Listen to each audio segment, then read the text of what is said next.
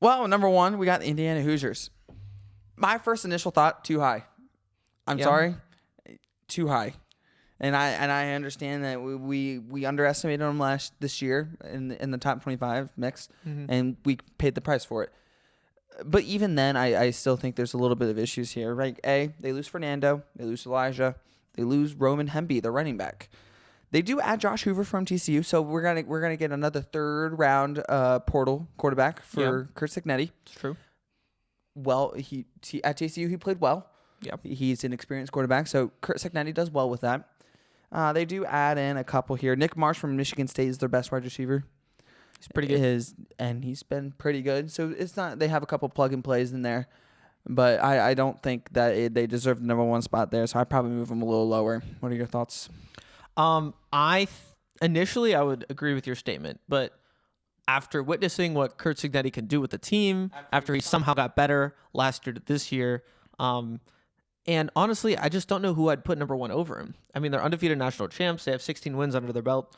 And I know they're losing guys, but I mean, Josh Hoover, they brought up Fernando Mendoza from Cal, and they was instantly the Heisman. Instantly? So yeah. I think it's weird that he's number one, but at the same time, I just don't know who I'd put in their place. No one really stands out to me as really coming back with a lot of power. Maybe you'll address that later in your top 12. Oh, yeah. We'll see. For me, I'm okay with Indiana number one. But my number two, or their number two, is Texas. Now, some people might have heard my thoughts in the last episode. Obviously, I think number two is too high. I don't know what's really going to be different this year to last year. And then obviously this year they had 3 losses. And of course, okay, they were the best 3-loss team. Maybe they were. But in those 3 losses, I also talk about how I remember back-to-back games where they're really struggling against inferior teams. It's true. And they just really can't keep focused. On top of that, they have really high expectations, and I don't think that always works in your favor, especially as kind of a more Ohio State fan. Oftentimes we have high expectations, and I mean, are they deserved expectations? Yes, but I don't think it always works in their favor. They added some good guys, I'll be honest, but let's not act like they didn't have good guys last year. And, you know, I don't know. What are your thoughts? I actually think it's actually pretty okay. Really? I'm not opposed to having Texas at 2. Number one, gives Ohio State makes Ohio State look pretty good when we beat them. Oh, I see. Okay. But also besides that, so yes, they do lose a couple people. They lose safety Michael Taff. He was pretty dang good. They lose Anthony Hill probably, Malik Muhammad. Their defense is going to take a little bit of a hit, right? But I do think their offense gets better. Year 2 Arch, there's not going to be as much pressure as there was the first year. I think people are going to scale back, even though, yes, he's still the Heisman preseason favorite. Back to the preseason favorite? Yeah. But okay. I don't think he's going to get nearly as much coverage behind that. I think he's going to be. He understands Sarkisian's offense a little bit better. There's a couple things that I think he can fix mechanically over the offseason to make him a better quarterback. And I think they actually get a better wide receiver than what they were losing. They get a Cam Coleman from Auburn. Absolute dog. He was phenomenal. It's true. I have Cam Coleman and Smothers. I know there's some legal problems there, but he was good too. I totally agree. They are getting a lot of weapons.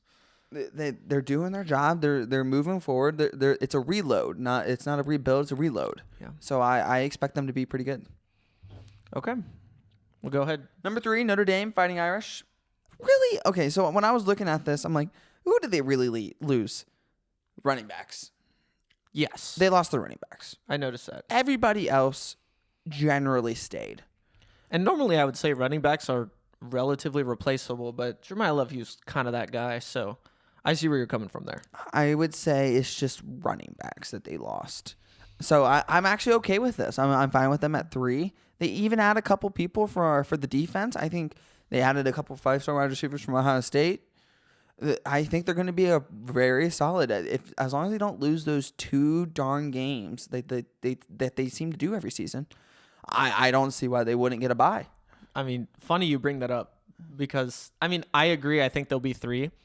I think a lot of it will have to do with their schedule. They play 8 teams that had 8 losses in 2025. Oh, yeah. And then the other 4 teams are like Navy, Miami, SMU, and one other team I can't think of right now. But mostly they just have to beat like Miami and SMU for sure. or one other team. And it's going to come down again. if they lose both of those games, you'd think they'd be in. Although with their new rule, remember if Notre Dame is in the top 12, such a stupid rule. And yeah, we'll talk about that another time. But just join the conference. Exactly. But I think they'll just be ranked high because they have not the greatest competition, and at least until they play Miami, who I think will be still pretty good. But I'm okay with Miami. them. Will be pretty good. I agree with them at number 3. Number 4 is Georgia.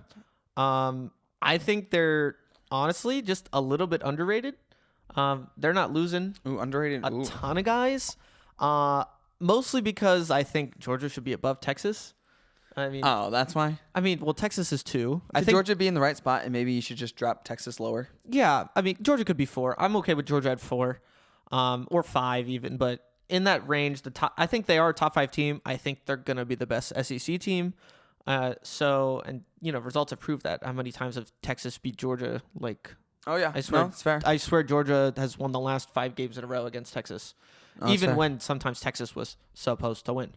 So, and I mean, with all this talk about great coaches, it's Kurt Signetti and all these coaches being great. You still have to remember that coaches that are retaining their jobs and have been doing consistently well, like Kirby Smart. I mean, that's just such an advantage in itself. Oh yeah, I think they deserve top 5. 4, I guess 4 is about right. I'm not impressed with Georgia. Yeah, I know they're good. They're probably the best in the SEC. I'm just not impressed. I felt like last year they were struggling. Sure, they won games, but it wasn't like it was in any crazy fashion. The defense wasn't exactly stifling like it usually is. The offense sometimes lackluster. I mean, sure, they put up points against Tennessee and everything like that when they had to score 38 points. They put up points, but I wasn't ever concerned. And yet, I think that's just because you're comparing it to past Georgia teams, because we have to remember they were the 3 seed. That's true. I mean, they were the 3 seed. They were behind Indiana and Ohio State, who were both undefeated until they played each other. And then they were the third best odd until they went to the playoffs. So, that's true. Mean, all they have to do is, like you said, they weren't super impressive last year, like normal Georgia teams. But if they just repeat last year, I mean, technically that'd mean they're a top 3 team. That's true. Maybe it's just comparing to past years, but I would also say that kind of reflects also on the SEC a little bit, though. That's true. I don't think Georgia didn't look great, but they still won the SEC.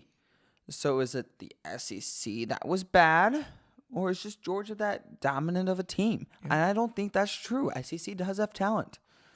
That's a good question. But it doesn't seem to have that much talent. Yeah. Okay. Moving on. That's just me.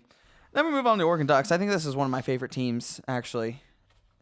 I'm a big fan of the Oregon Ducks, mainly because they just keep Dante Moore. I think that's huge. Dante Moore was good, but they do lose both their coordinators, so I think that's that's going to be a learning curve there. And I'm just curious to see how their schedule pans out, because I haven't seen any date specifics on matchups on when they play certain people. Because if they play them early, they could struggle. But if they get a nice little 3 tune-up non-conference games, as Ohio State does. Yeah, I agree. I think Dante Moore coming back is huge. I mean, they get, I think, still Dylan Raiola coming there just to sit behind him for some reason. Sure. That just shows, how much people want to play at Oregon. I think they're rated fairly, and I think normally they are, and they're kind of the regular season best ever because they've only lost 1 game in the last 2 regular seasons, and that was to Kurt Signetti's Indiana this year, who went 16-0. So I don't think that's anything to scoff at. I think they're a good team, and that will be reflected in my top 12 later. Okay, for sure. Next team we have Ohio State. Controversial. This is another one. I think 6 is a little low. We're biased. We're biased on this. I'll admit. But I mean, I do have some statistics to back this. They're, as of today, plus 650 for the national championship. That's second only to Notre Dame, actually, right now. So I think, the sports books know a little bit about what's going on. And at the end of the day, you still have your head coach is still there. Sure. Your defensive coordinator is still there. Sure. Our offensive coordinator is getting replaced. But at the same time, you still have Julian Sayin and Jeremiah Smith. So I just got to feel like the offense is going to be okay. I think the defense will still be good. And, I mean, we still recruit at a high level in transfer portal. And the odds reflect it, and I think I don't see why we couldn't be a top 5 team. I don't mind being ranked 6 at the start of the season, honestly. Just like last year, we started at rank 3. Totally fine with that. But I think if I had to say, I'd say that's just a little bit too low. I actually think we're ranked a little high. Really? I do. Why is that? Well, so yes, we went through that whole conundrum last year of who we lost and yada, yada, yada. Mm-hmm.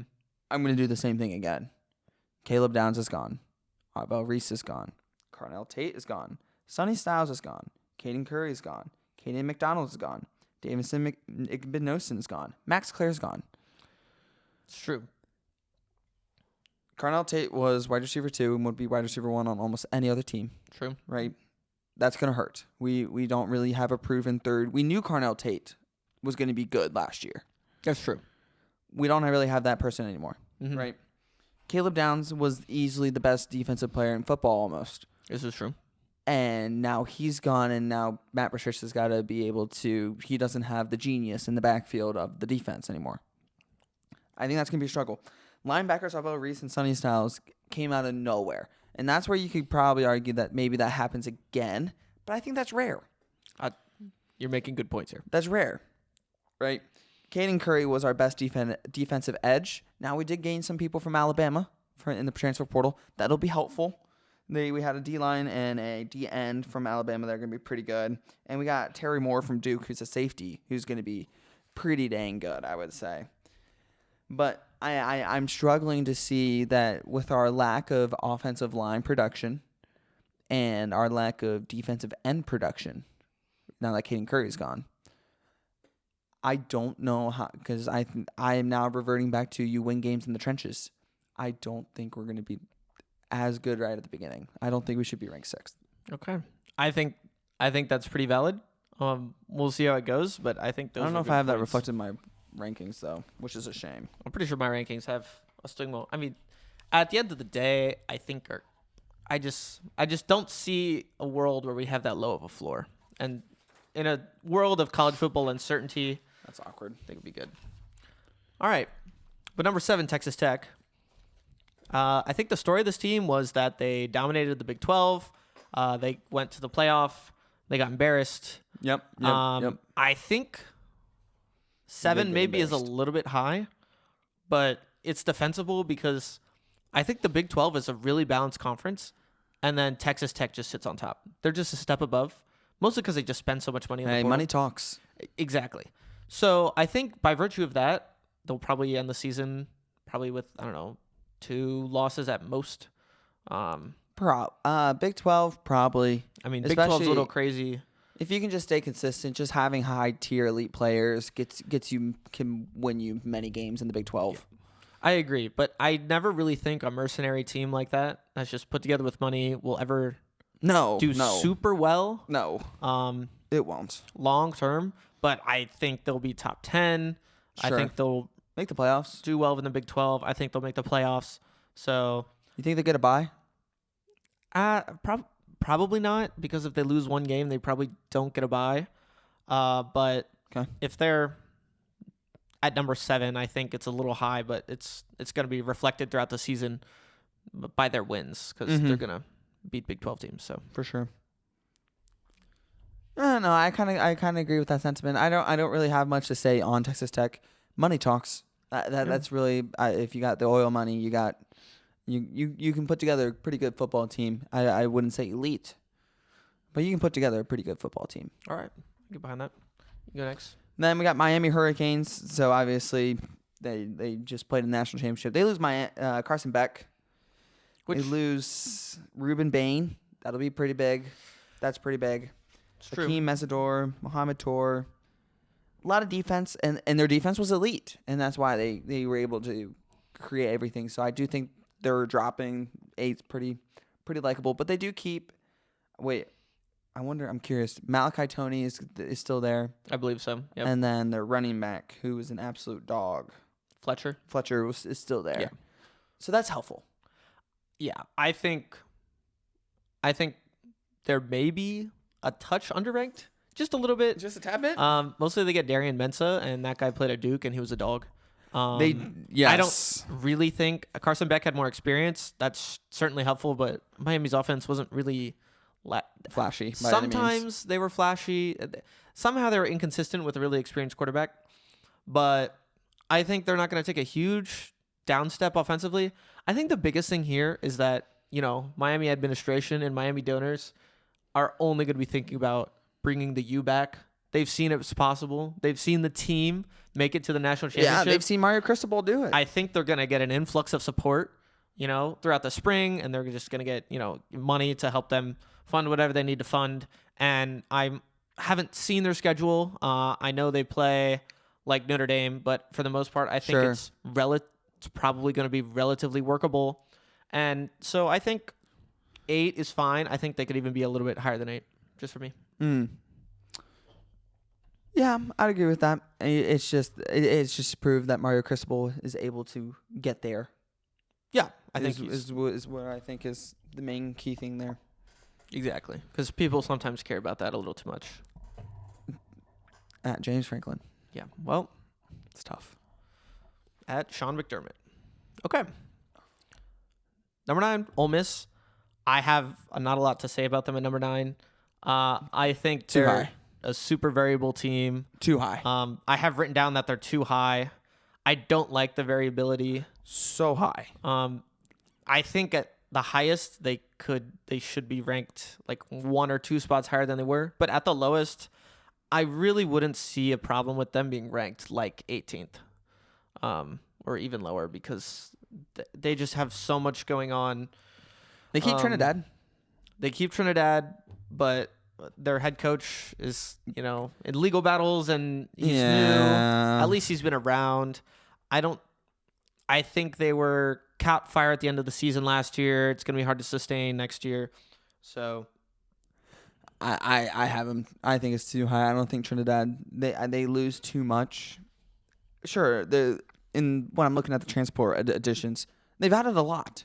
Mm-hmm. They put in the work, but I don't think with a whole new coach, with the new coaching staff and everything that they have to replace, I don't think Trinidad is going to be able to carry the team to be in the same performance that they had originally, that they had this year. So I have them too high. I think 9 is grossly high. It will reflect in my top 12 for sure. Okay. Now we're going to talk about the Texas A&M Aggies, right? Yep. And they lose Casey Concepcion, Trey Zune, Chase Pizantis. Lose some people on the defensive side as well. I think it's actually pretty low for me. Low? I guess Marcel Reed's coming back. Marcel Reed's coming back. They were really good the whole regular season. They don't have any coaching staff problems or anything like that. Yeah. I think they're going to be coming back. I think they're going to be pretty good. Yeah, I'm okay with them staying at 10. They didn't play. That was the whole thing this past season was they didn't play some of the top SEC teams. They played most of the lower end SEC teams, so maybe that inflated their rank a bit. But I don't think that shames them too much. They won the games and they're top 10, and I have really no problem with it. No, they had a couple people too. They got Isaiah Horton from Alabama. I think he's going to be a good addition. He's pretty good. Casey Concepcion's going to be missed. Don't get me wrong. He was lights out. Mm-hmm.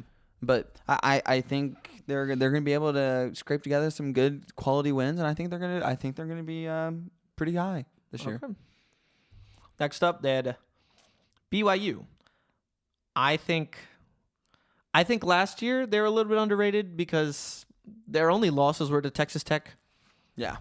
But I'm not sure if they're going to be much better. I think it's hard for them to do well. I have faith. You think they'll be maybe a little better than 11? Maybe they should be ranked a little bit higher? I think they should be ranked a little bit higher. Big 12 is Big 12. I think it's Texas Tech and BYU that are the top two. Sure, you could argue Texas Tech is higher, is a higher tier, but that doesn't mean they can't get anything can happen on a Saturday. I think BYU could catch them on an off day and give them a good run for the money and win. That's true, because the team last year that was kind of third was Utah, and we know Utah just lost their head coach. That was pretty integral to that team. So I agree with that.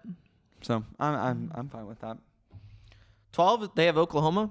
I think to bring back John Mateer, we'll see if he plays as well. Run it back as he was. I think they were, especially at the beginning of the season before he got hurt, they were top 12 team. They have great defense. Great defense. I think John Mateer, again, I'm gonna do that same thing with Arch Manning.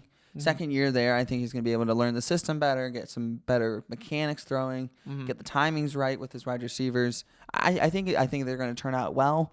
I think SEC's got a good team there. Okay. All right. Well, that's the top 12. Probably. Here we go. A little bit quicker pace here. Let's move it. As we head through it.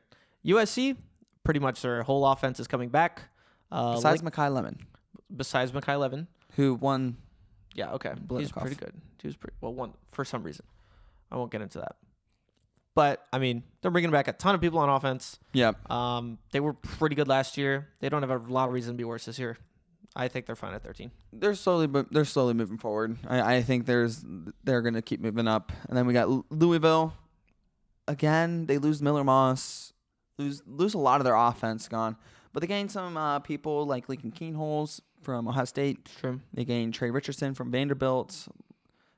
Besides that, I don't see really problems there. They did beat Miami last year, so it can't be that bad. Yeah, I think they were a solid team last year. I don't think that means they'll be a good team this year. I just don't really see Louisville as a top 15 team, but I would not doubt them.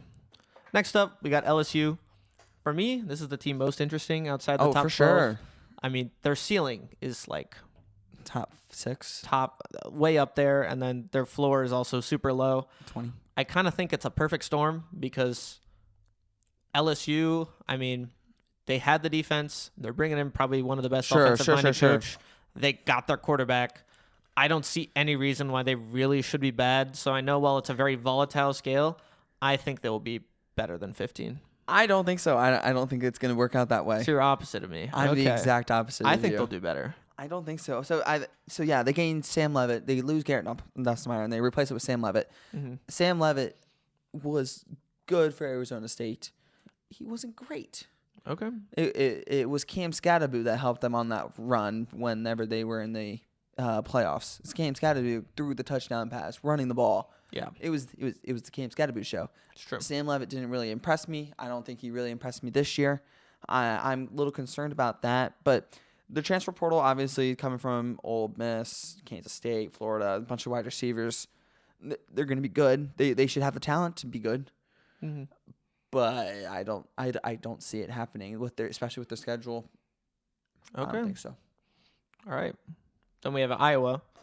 I think Iowa's been underrated for years. I think every year they're really good. I think their game against Indiana this year was really good. Nothing a lot is changing around there. I don't have the exact portal changes here, but I mean, while I saw Louisville, I'm like, I'm not sure if they're really a top 50 team. I see Iowa, and I'm like, you know what? They kind of do feel like a top 15 team. So I think they're slowly changing the narrative. Slightly underrated, if anything, for me. I think they're slowly changing their narrative. They're doing their job. They're working hard. It's hard to get that same perception. Like Alabama, Georgia, Ohio State always get that extra give. Yeah, to be up there. And I think Iowa's working hard to get there. They haven't made it to a playoff yet, so I don't think they made it there. But they're definitely up. They're working hard to try to get up to that top spot. Okay. All right, then we got the Michigan or SMU Mustangs. Meh. That's me. No strong opinions. No idea. I don't really care. I think if they started at 17, they would slowly go up until they lost a game, and then they would. I don't know. They could start at 22 for me, or they could start at 15. Doesn't bother me either way. Yeah, I wouldn't want to see them being above 15. No, probably not. But I got no strong opinions on them. You can rank them. It's fine. It's fine. Michigan, they're 18. 18 kind of implies it's like not quite a playoff year, but pretty close. I just don't really see it the way their season ended. I'm once again an Ohio State fan, probably biased, but it was a rough end to the season, especially the way the whole coaching thing went down. Maybe you could argue they're kind of purging finally the bit of scandal that's just all been wreaking their system. We would just like to play clean football. Yeah, they have lots of money. They have Bryce Underwood. They totally have ways to be good. But I think it's just pretty crazy over there. They lost some guys, and I think give them 2 years, they'll be good. Whittingham, I think, is not a dumb coach. He's very respectable. It's true. They're picking up a good coach. He's got good culture. Mm-hmm. He knows how to build it. I give him 2 years. Not this year. I think next year they'll be within the top 12 probably. I'd be okay ranking them just to make them feel okay at the start of the year. Make them ranked. It's But okay. I don't. 20 to 25 is fine for me. Meh. What do you think about Washington at number 19? I wish they kept Damon Williams. If they were able to keep Damon Williams, I think they could be actually a force within the Big Ten. Yeah. But they don't have him anymore. They don't got those kind of guys. So 19 seems fine. TCU, I'm a little surprised. Why is TCU up ESPN here? puts them all the way up here. Did they just lose their quarterback? Yeah, Josh Hoover. That was kind of their big deal. Yeah. He's gone now. I don't know what else is going on in TCU's team to be ranking them in the top 20. I probably would not have them up there. Again, this is a fan's look at perspective. Yeah. I don't care for TCU. Some people have done hours of research, but I've done less. But I've done much less. My gut instinct on TCU, not sure about it. I would agree. I would go, meh. I mean, they're not okay going to team this affect year. anything. Yeah, exactly. However, number 21, Alabama. I think as soon as they get finally, every year they're ranked super high every year. I'm almost positive this is probably their, unless maybe last year, I don't know where they were preseason, but putting them at 21 in the preseason when, I mean, their coach is still there. I know they lost Ty Simpson. I don't see why they could have to be bad. They're Alabama. The problem is Ty Simpson was that whole offense. See, yes and no, because I think all they have to do is, while some teams you don't know how to improve, Alabama, it's very obviously just learn how to run the ball. So you think Ty Simpson was their whole offense and now they're really going to be bad? I think they're going to struggle. I think they might be worse in the passing game, but if they are in any way better at the running game, I think they'll be If a more the complete coaching staff team. is anywhere competent, sure. But until they prove that, I mean, they knew about this problem the whole year and they couldn't fix it. It's true. Right? And I would also point to Ohio State and say, we also knew our offensive line, our running game was a struggle, and we couldn't fix it either. Well, at least we were doing it a little bit better at the end of the year. It's fair. But But I guess until you Alabama prove did it- that once too. Until you prove it, I'm worried. Yeah. I'm concerned, but also rejoicing at the same time because I'd like to see Alabama be bad. So, Yeah, I'm still kind of stuck on that as well. All right, ESPN has Penn State at number 22. What do you think? I think it's actually kind of high. They lose everybody. They lose a ton of people. They brought in about, They brought in every single Iowa State transfer they freaking could. and Iowa State was very up and down in the Big 12 last year. What I have written down here is I would leave them out of the top 25 for now. I would leave them. Let them You can win always back bring them in. I think Matt Campbell's a good coach. I think the Iowa State players are probably pretty good. But I think I'd just let them prove it themselves. Yeah, I would say give them some bulletin board material and say, they're not a top 25 team right now, nor do I think they will be for a little bit here. So keep them out. I agree. Arizona State in here at 23rd. This one, I don't want to lean on the Vegas odds too much, but I think Vegas odds know something. Right now, they are plus 50,000 to win this thing. For example, Penn State right above them was 6,000. They're plus 50,000. Sure. It's probably because maybe people are thinking Sam Leavitt was really good at Arizona State, and he was good. He was good. He was all right. He was good, but I don't think it warrants a drop to plus 50,000 in the odds. That's pretty atrocious. But I don't think they should be 23rd. Probably not. It just doesn't make sense. I just don't see. I don't see the route where they could be good. All right. Tennessee, 24. Hiring Jim Knowles, that guy. Big defense Well, guy. supposedly he's all right. Supposedly he's all right. I think he's okay. He got fired. He did. So did that Franklin guy. They do add a couple people. They add defensive end Chance Coleman from Penn State, snagged that from Ohio State there. That's really basically it. They lose Joey Aguilar.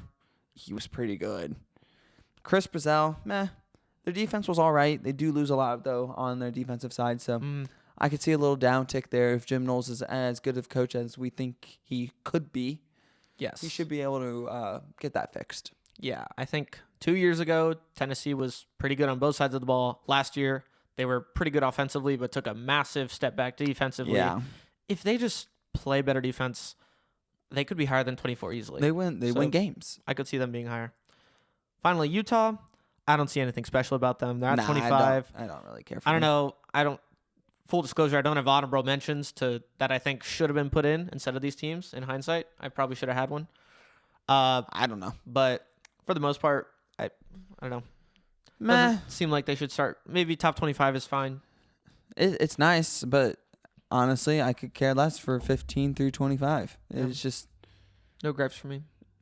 it doesn't really affect me. Yeah. Okay. But hey, let's move on.